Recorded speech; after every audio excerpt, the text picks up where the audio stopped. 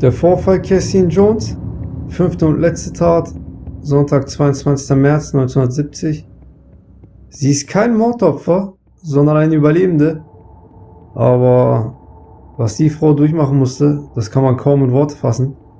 Zudem hatte sie ihre 10 Monate alte Tochter bei sich und war sogar noch im 7. Monat schwanger. Sie wohnte in San Bernardino und wollte ihre kranke Mutter in ungefähr 750 Kilometer entfernten Petaluma besuchen, also eine Autofahrt von ungefähr 7 Stunden. Um 19 Uhr fuhr sie von zu Hause los.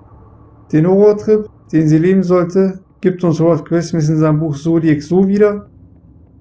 Der Fahrer hinter ihr gab plötzlich Lichtsignale und hupte. Er rief ihr durch das offene Fenster auf der Beifahrerseite zu, dass ihr linkes Hinterrad eiern würde. Sie hielt auf der Highway 132 neben Petersen an der Mace Road am Straßenrand an. Ich habe im Internet gelesen, dass es hier Unstimmigkeiten gibt, was den Ort angeht. Und zwar soll es nicht Mace Road, sondern Vernales Road gewesen sein, das 15 Kilometer weiter entfernt liegt. Aber ob 15 Kilometer hier oder dort spielt jetzt für die Tatanalyse später keine Rolle.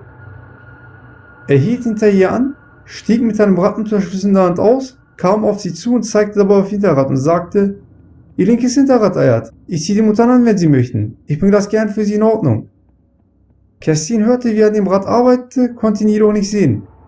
Nach einer Weile stand er auf und trat wieder zu ihr ans Fenster. Okay, das müsste reichen, winkte ihr zu, ging zurück zu seinem Wagen und fuhr los. Als Kerstin Jones ebenfalls weiterfuhr, löste sich ihr linkes Hinterrad und rollte neben der Straße in die Büsche. Als er im Rückspiegel sah, dass ihr Reifen sich löste, fuhr er zurück und bot ihr an, sie bis zur nächsten Tankstelle mitzunehmen, das nur einige 100 Meter entfernt war. Doch anstatt sie an der Tankstelle abzulassen, bog er in eine staubige verlassene Landstraße ein. Der Mann bremste ab und fuhr an den Straßenrand, um aber gleich wieder zu beschleunigen.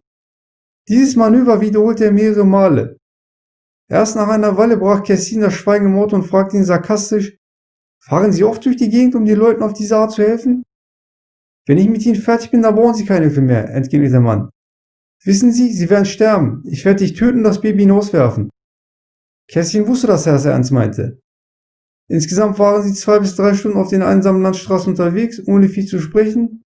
Nur hin und wieder wandte er sich zu ihr und sagte: Wissen Sie, ich werde Sie töten, oder Sie werden sterben.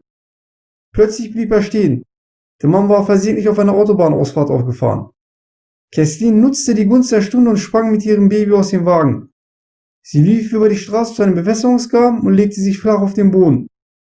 Der Mann stieg mit einer Taschenlampe aus und ließ den Lichtstrahl über das Feld schweifen. Als ein Sattelschlepper kam und stehen blieb, um zu gucken, was los sei, sprang der Kerl in seinen Wagen und machte sich aus dem Staub. Man hatte später Kerstin Jones Auto 3 Kilometer entfernt von der angegebenen Stelle, wo sie ihr Reifen verlor, gefunden, völlig ausgebrannt.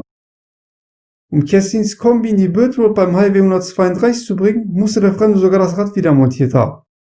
Später am Polizeirevier erschrak sich Kerstin Jones, als ihr Blick auf die Wand fiel. Oh mein Gott, das ist der Mann, das ist der Kerl, der mich entführte. An der Wand hing das Phantombild des Mörders von Paul Stine, eine Zeichnung, die den Zodiac-Killer darstellte.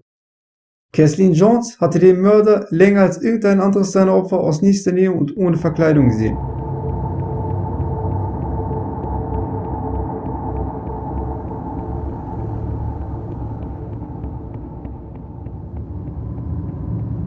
Tatanalyse Kerstin Jones. Ja, schwer zu glauben, dass Kerstin und ihr Baby die Horrorfahrt in Anführungsstrichen heil überstanden haben. Es soll Unstimmigkeiten in ihrer Aussage gegeben haben, zum Beispiel wann sie von zu Hause losgefahren ist, weil die Tatzeit mit der von ihr angegebenen Uhrzeit nicht übereinstimmt, beziehungsweise nicht möglich ist. Es kann natürlich sein, gerade bei der Todesangst, die sie gehabt haben muss, dass sie einiges durcheinander brachte und sie nicht mehr genau an einzelne Details erinnerte. Darüber sollten wir uns aber nicht zu sehr den Kopf zerbrechen. Konzentrieren wir uns lieber darauf, was sie sonst noch so zu sagen hatte. Und zwar, dass ihr als erstes auffiel, dass seine Schuhe so blank poliert waren, dass sich das gelbe Licht im Wageninneren in ihnen spiegelte. Sehr interessant, dass hier so etwas als erstes auffiel. Auf was könnte das hindeuten? Vielleicht auf einen Beruf als Makler oder Banker? Jedenfalls ein Job, wo die Schuhe ins Auge stechen. Im Inneren des hellen Wagens herrschte eine ziemliche Unordnung. Auf den Sitzen lagen Bücher, Papiere und sogar Kleider herum. Es handelte sich größtenteils um Männerkleider, doch es waren auch einige kleine T-Shirts dabei, wie 10- bis 12-jährige Kinder sie trugen. Auf dem Armaturenbrett lagen 2 bunte Topfreiniger, daneben eine schwarze Taschenlampe mit Gummigriff. Er ist so adrett gekleidet, dachte Kerstin, aber hier im Wagen liegt alles so schlampig herum. Also ein gepflegtes äußeres Erscheinungsbild, im Gegensatz zum Inneren seines Wagens, das genau das Gegenteil widerspiegelte. Ja, was können wir dazu sagen? Vielleicht war das sein Zweitwagen oder ein Auto, was er selten nutzte. Nur wenn er auf Jagd ging, um es mit seinen Worten auszudrücken. Auffällig hier natürlich die Kinderkleider, also höchstwahrscheinlich auch noch ein Familienvater. Er redete ohne jedes Gefühl in der Stimme, kein Zorn, gar nichts. Die Worte kamen völlig ausdruckslos, einfach und klar, aber ohne Gefühl. Genau das gleiche hat auch Brian Hartnell damals gesagt, dass der Kerl eine monotone Stimme und eine prägnante Ausdrucksweise hatte. Kerstin Jones konnte auch eine genaue Beschreibung vom Entführer abgeben. Ein glatt rasierter, gut gekleideter Mann, um die 30 Jahre alt, trug eine blau-schwarze Windjacke und eine Schlaghose aus schwarzer Wolle. Er hatte eine schwarze Brille mit dicken Rahmen, die Nase war nicht besonders klein, an seinem Kinn hatte er einen Namen, die von Agnes stammten. Sein braunes Haar trug in einem Bürstenschnitt, er war durchschnittlich gebaut und so um die 75 Kilo schwer, seine Schuhe waren auf Hochglanz poliert und er hatte ein ausgeprägtes Kinn.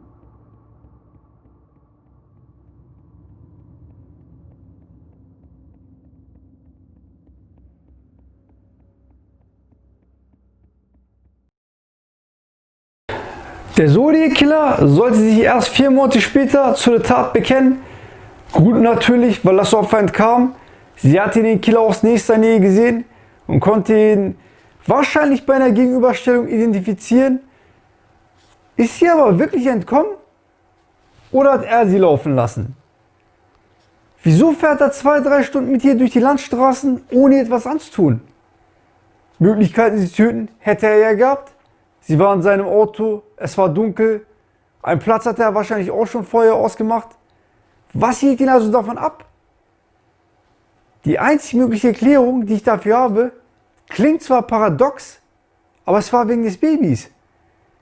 Er hatte zwar schon Teenager umgebracht, die erst 16 oder 17 Jahre alt waren, aber eine Mutter mit ihrem Baby zu töten, ist nochmal was ganz anderes. Er weiß, dass er damit jegliche Grenzen überschreiten würde. Denn selbst im Knast, bei den Schwerverbrechern und Mördern, sind Babymörder nicht tragbar und werden deshalb auch in extra Trakte und Einzelzellen verlegt. Doch wieso nahm er denn überhaupt Kerstin Jones mit? Die Antwort ist, weil er nicht wusste, dass sie ein Baby dabei hatte. Zumindest wird es im Film so dargestellt. Als sie mit ihrem Baby in sein Auto einsteigt, sagt er zu ihr verblüfft, sie haben ja ein Baby dabei. Deshalb fährt er mit ihr 2-3 Stunden durch die Landstraßen, weil er nicht weiß, was er mit ihr anstellen soll. Auch wenn er hin und wieder zu ihr sagt, dass er sie töten und das Baby hinauswerfen wird, weiß er, dass er das nicht bringen kann. Als sie dann die Tür aufmacht und mit ihrem Baby rausspringt, ist er wahrscheinlich erleichtert und froh darüber, dass sie weg ist. Ja, nicht zu glauben, aber auch diese Menschen tragen noch eine gewisse Menschlichkeit in sich. Kerstin Jones sollte aufgrund ihres Muts und starken Willens, aber vor allem dank ihrer Tochter überleben, und auf den Entführer sollte sie nur wenige Stunden später auf dem Revier wieder begegnen.